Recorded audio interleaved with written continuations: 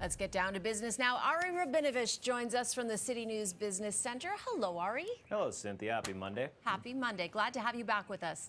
Now, let's start with Circle K's owner making a play for a global convenience store giant. I can't believe I'm even talking about this, Cynthia. It's pretty shocking to hear. And I feel like we were talking about this about a week or two ago with 7-Eleven in Ontario going to be opening up for booze sales pretty soon. Well, now we're talking about how a Canadian company is going to be trying to buy 7-Eleven.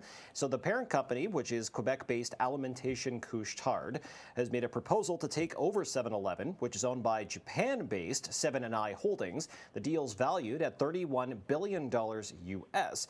Couche-Tard said it made a friendly, non-binding proposal, very Canadian of them, but gave no other details and said it doesn't really know for sure if 7-Eleven's parent company will take the offer. Now, it's worth noting that it's not exactly an apples-to-apples scenario because Circle K, although it has about 15,000 stores globally, 7-Eleven has 85,000. But Circle K's market valuation is close to $60 billion, which does rival 7-Eleven's parent company. So it's actually not as bad of an offer as it seems, Cynthia, and the parent company of 7-Eleven says it's going to consider it very seriously. Interesting. Okay, now, as Donald Trump slides in the polls against Kamala Harris, depending on which poll you're seeing, his media company's stock is plummeting.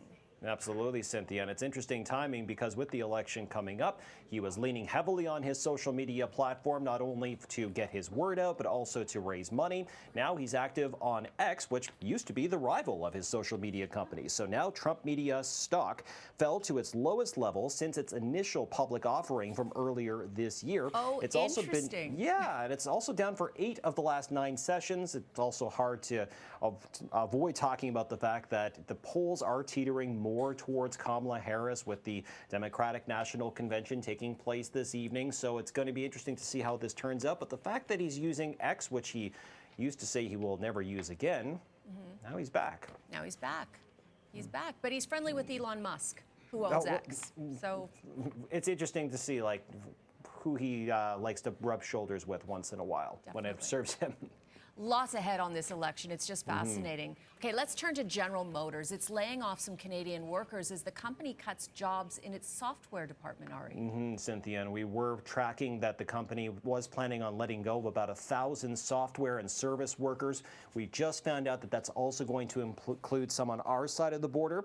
General Motors says that a, quote, small percentage of employees at its Canadian Technical Center will be let go, but no specific number was given.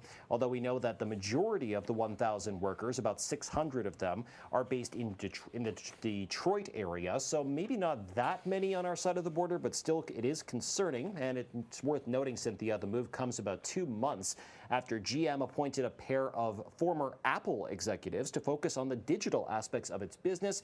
And then we're finding out that a lot of software workers are being let go from the company. So that might be related. Okay, sad to hear. Ari, always great to see you. Thank you very much for joining us today. Thank you, Cynthia.